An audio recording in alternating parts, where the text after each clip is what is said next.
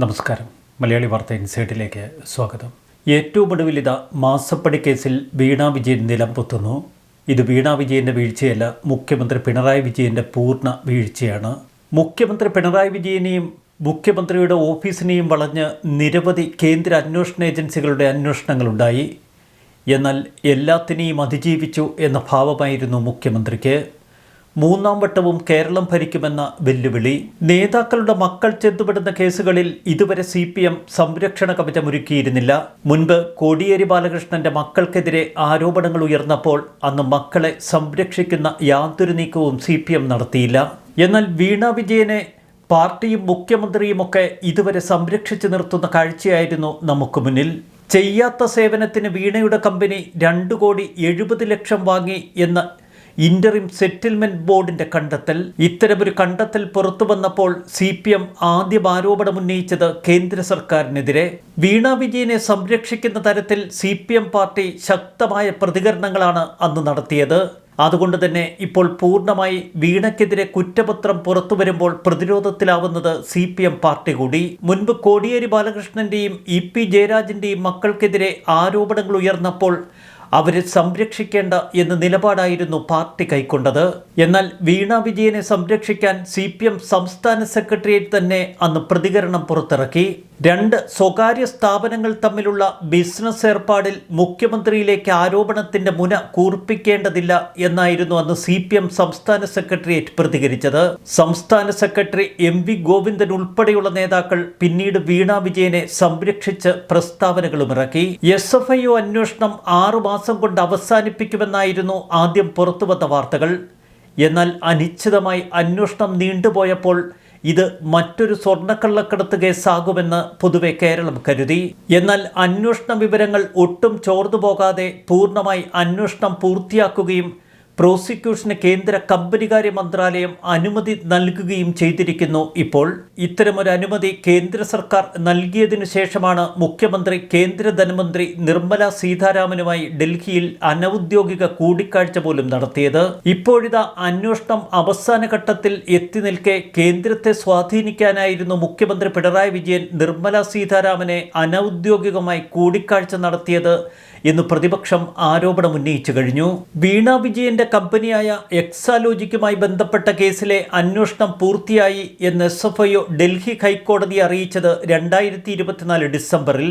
ആദായ നികുതി വകുപ്പിന്റെ ഇന്ററിം സെറ്റിൽമെന്റ് ബോർഡിന്റെ രേഖകൾ പുറത്തുവന്നതിന് തൊട്ടുപിന്നാലെയാണ് CMRL എന്ന കമ്പനിയിൽ നിന്ന് വീണ വിജയന്റെ എക്സാലോജിക് സൊല്യൂഷൻസ് ചെയ്യാത്ത സേവനത്തിന് പണം കൈപ്പറ്റി എന്നതിൻ്റെ വിശദാംശങ്ങൾ പുറത്തു വന്നത്.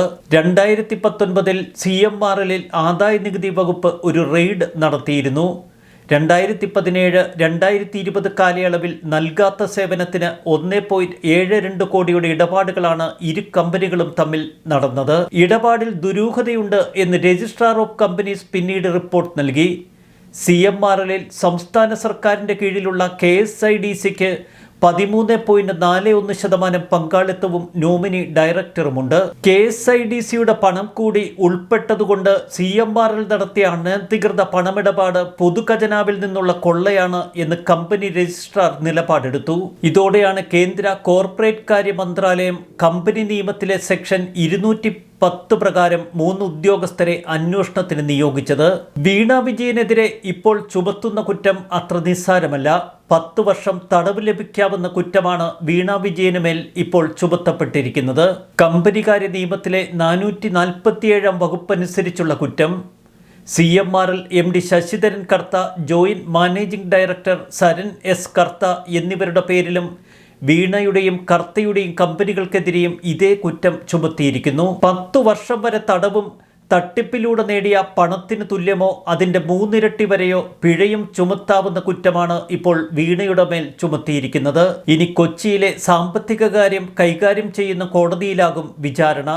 ഈ കുറ്റത്തിൽ പൊതുതാൽപര്യമുണ്ട് എന്ന് സ്ഥാപിക്കാനായാൽ 3 വർഷത്തിൽ കുറയാത്തതായിരിക്കണം തടവും എന്നും വ്യവസ്ഥയുണ്ട്. ഇന്ത്യയിൽ പല സംസ്ഥാനങ്ങളിലും അതത് സർക്കാരുകൾക്കെതിരെയും മുഖ്യമന്ത്രിക്കെതിരെയും BJP ഉൾപ്പെടുന്ന കേന്ദ്ര സർക്കാർ അന്വേഷണം നടത്തിയിട്ടുണ്ട്. ഇതിൽ ശ്രദ്ധേയമായ ചില നീക്കങ്ങൾ ഡൽഹിയിലും ജാർഖണ്ഡിലുമൊക്കെ നമ്മൾ കണ്ടു. ഡൽഹിയിലെയും ജാർഖണ്ഡിലെയും മുഖ്യമന്ത്രിമാർക്കെതിരെ അന്വേഷണം മാത്രമല്ല, അവരെ ജയിലിലടയ്ക്കുന്ന കാഴ്ചയും ഇന്ത്യക്ക് മുന്നിലുണ്ട്. എതിർചേരിയിലുള്ള മുഖ്യമന്ത്രിമാരെ അറസ്റ്റ് ചെയ്യാൻ കേന്ദ്ര ഏജൻസികൾ മടിച്ചിരുന്നില്ല എന്ന് വ്യക്തം. ഇത്തരമൊരു സാഹചര്യമാണ് ഇപ്പോൾ കേരളത്തിന്റെ മുഖ്യമന്ത്രി പിണറായി വിജയന്റെ മുന്നിലുള്ളതും. കേന്ദ്ര അന്വേഷണ ഏജൻസികളുടെ ഈ നീക്കത്തെ രാഷ്ട്രീയപരമായും നിയമപരമായും പ്രതിരോധിക്കാനാണ് CPM കൈക്കൊണ്ടിരിക്കുന്ന തീരുമാനം. എന്നാൽ ഇതത്ര എളുപ്പമല്ല.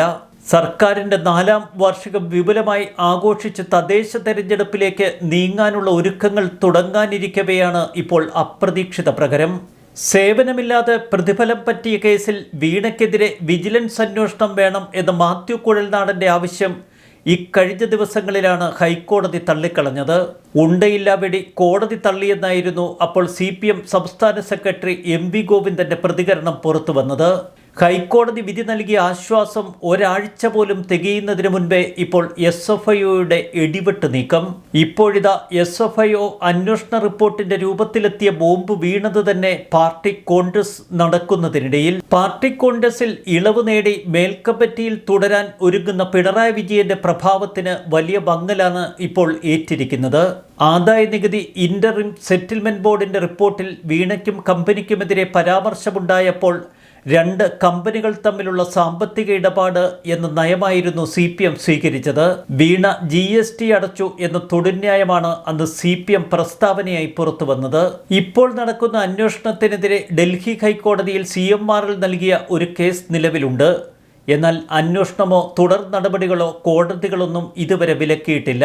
KSIDCയും എക്സാലോജിക്കും SFIO അന്വേഷണത്തിനെതിരെ നൽകിയ ഹർജികൾ നേരത്തെ അതത് കോടതികൾ തള്ളിക്കളഞ്ഞിരുന്നു. ഒടുവിൽ റിപ്പോർട്ടിന് കേന്ദ്ര കമ്പനികാര്യ മന്ത്രാലയത്തിന്റെ അംഗീകാരം ലഭിച്ചതോടെ പ്രതികളുടെ അറസ്റ്റിലേക്ക് നീങ്ങാനുള്ള ഒരുക്കത്തിലാണ് ഇപ്പോൾ SFIO. പ്രതിസ്ഥാനത്ത് ഒരു സംസ്ഥാന മുഖ്യമന്ത്രിയുടെ മകളായതുകൊണ്ട് ഓരോ നീക്കവും രാജ്യത്ത് വലിയ വിവാദ കൊടുങ്കാറ്റുകൾ ഉയർത്തും. മുഖ്യമന്ത്രിയുടെ മകൾ വീണ വിജയനെ അറസ്റ്റ് ചെയ്യുമോ എന്നതാണ് രാജ്യത്തുയരുന്ന ഏറ്റവും വലിയ ചോദ്യം. വീണ അടക്കമുള്ളവർക്ക് SFIO ഉടൻ തന്നെ സമൻസ് അയക്കും. കുറ്റപത്രം റദ്ദാക്കാൻ വീണയടക്കമുള്ള പ്രതികൾ കോടതിയെ സമീപിക്കാനുള്ള സാഹചര്യവും മുന്നിലുണ്ട്. കമ്പനികാര്യ ചട്ടങ്ങളുടെ ഗുരുതര ലംഘനമാണ് SFIO തുടക്കത്തിൽ തന്നെ കണ്ടെത്തിയത്. എന്നാൽ മുഖ്യമന്ത്രിയുടെ മകൾ ഉൾപ്പെടെയുള്ള പ്രതികളെ അറസ്റ്റ് ചെയ്യുന്നതിൽ നിന്ന് തുടക്കത്തിൽ SFIO വിട്ടുനിന്നു. കരുതലോടെയായിരുന്നു അന്വേഷണ സംഘത്തിന്റെ ഓരോ നീക്കങ്ങളും. പഴുതടച്ച് മുഖ്യമന്ത്രിയുടെ മകൾ വീണ വിജയനെ പൂട്ടുക എന്ന ലക്ഷ്യം. ഒടുവിൽ അന്വേഷണ റിപ്പോർട്ട് ആഭ്യന്തര മന്ത്രാലയത്തിന് മുമ്പാകെ സമർപ്പിച്ച് പ്രോസിക്യൂഷൻ അനുമതിക്കായി SFIO കാത്തിരുന്നു. തുടർ നടപടികൾക്ക് തടസ്സമില്ല എന്ന ദില്ലി കോടതിയുടെ തീരുമാനം കൂടി വന്നതോടെ പ്രോസിക്യൂഷൻ നടപടികൾ SFIO വേഗത്തിലാക്കി. കോടതിയിലെ വിചാരണ നടപടികൾക്ക് കാത്തിരിക്കുമ്പോഴും വേണമെങ്കിൽ പ്രതികളെ അറസ്റ്റ് ചെയ്യാം SFIOയ്ക്ക്. രാഷ്ട്രീയ പ്രാധാന്യമുള്ള ഒരു കേസായതുകൊണ്ട് ഓരോ നീക്കവും വളരെ ശ്രദ്ധയോടെയാണ് SFIO നീക്കുന്നത്. നേരത്തെ പുറത്തുവന്നത് CMRLും എക്സാലോജിക്കും തമ്മിലുള്ള 1.72 കോടി രൂപയുടെ കണക്കുകൾ. എന്നാൽ പുതിയ റിപ്പോർട്ട് ശരിവെക്കുന്നത് 2.70 കോടിയുടെ കണക്കുകൾ. വീണ വിജയനപ്പുറം CMRLനെ കാത്തിരിക്കുന്നത് വലിയ കുരുക്കാണ്. CMRLന്റെ ഡയറക്ടർ ബോർഡ് അംഗങ്ങളും CFOയും CGMും അടക്കമുള്ള ഉന്നത ഉദ്യോഗസ്ഥരും വിചാരണ നേരിടണം. ഇല്ലാത്ത ചെലവുകൾ കാട്ടി 182 കോടിയാണ് CMRLിൽ നിന്ന് പുറത്തേക്കൊഴുകിയത്.